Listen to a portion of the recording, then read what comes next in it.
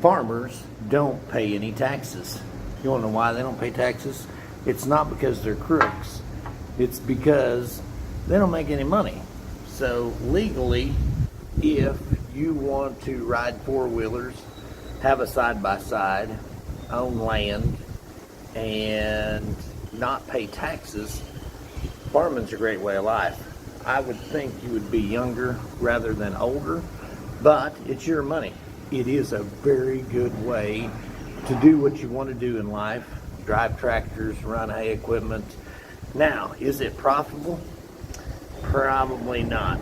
And maybe you should just pay the taxes and call it even. But if you invest in land and cattle and are capable of managing those cattle and that land, and you've got a good eye for growth, then it can be very profitable long term. I'm in Honduras because I pay taxes. It really went against every grain in my body to pay taxes, but at the end of the day, it's the only way that I've got to come to Honduras in January when it's cold. A few hillbilly quotes. I had a good friend of mine who said, now this was before calves were $3 and $4 a pound. He said, Smith, hey Matt Duncan, I like to drink, golf, and canoe. I don't have to have mama cows. His point was, he is a very successful electrician, and he was putting money from that electrician job into the farm.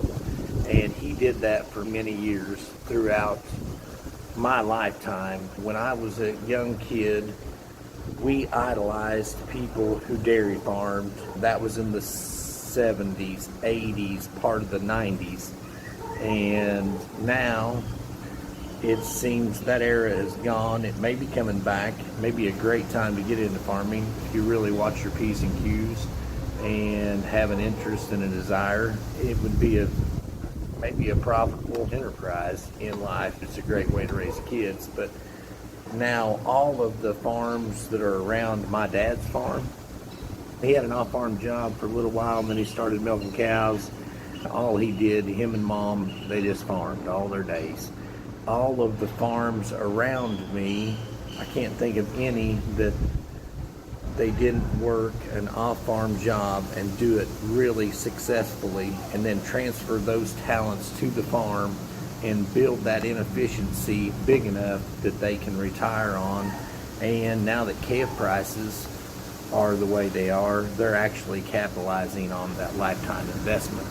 So I'm staying in South Missouri. A lot of people are moving here and they're saying it's a good tax write-off.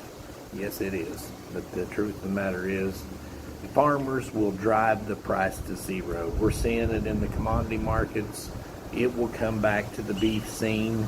We've had a lot of outside capital coming into these row crop, bigger operations. And we've seen that in dairy, but maybe not quite so much in beef, just because it is so capital intensive. A lot of those hedge funds and investors, they want a return. So right now there is a pretty good return in beef calves. Will it be long lasting? That remains to be seen. The beef lobby is just not as strong as the corn lobby. In 2012, we had that bad drought, and I was paying $13, $14 a bushel for corn, and I realized the corn guys didn't have any to sell. Even 2013, 2014, 2015, feed costs were horribly bad. And guess what? Nobody cared about my dairy farm. They were like, you're the dumb guy doing it. Yeah, it's a tax write-off for you. How's that working out? Turns out you can carry those losses forward for many years after running a dairy farm and still won't have to pay taxes. I do love the farm. It is a lifestyle. I don't think the products that a farm makes is what we're missing for our economy and our next generations.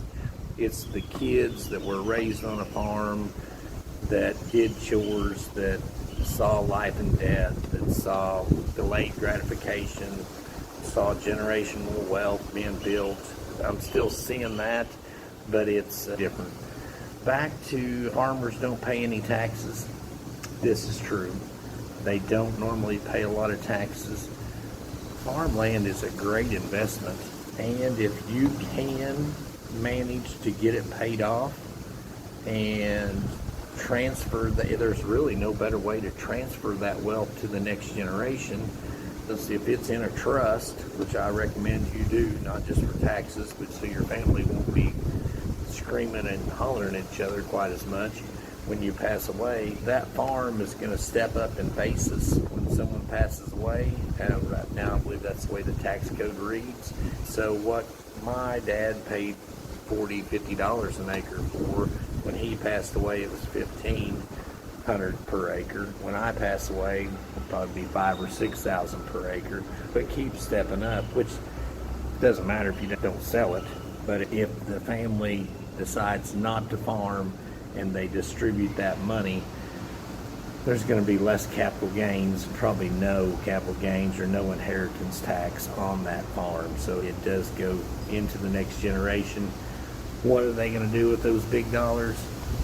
Will it be as good a place as the farm for a long-term investment? Probably not. But if they want to buy a house or another piece of land, and the home farm is the means to do that, I'll be dead and gone, so it doesn't really matter. But anyway, back to the taxes. It is a great way not to pay taxes, and it's a great way to legally live the life that you want to live. If you want to be on the farm with equipment and four-wheelers and motorbikes and heavier weight trucks, half-ton, three-quarter-ton trucks, drive them around, wear your cowboy hat, and ranch it up. Farmers don't pay taxes, but it's real. Okay, I'm coming to you, Duncan Smith in the sticks. Duncan Smith at the beach. Hot diggity dog. I need to be here more often. It's about 75, 80 degrees. We're trying to be rest people. We're down here for another few days, and then we head back to Missouri to get back to selling real estate, so that possibly we can come back down here next year, and maybe sooner. I kind of like it. Duncan Smith on the beach, Duncan Smith in the sticks. You need real estate, you need to call 417-349-5630. Call Remax Farm and Home, 417-926-5552. I'd be a great buyer's agent, and I've got several listings, but we know the market, good, bad, and ugly.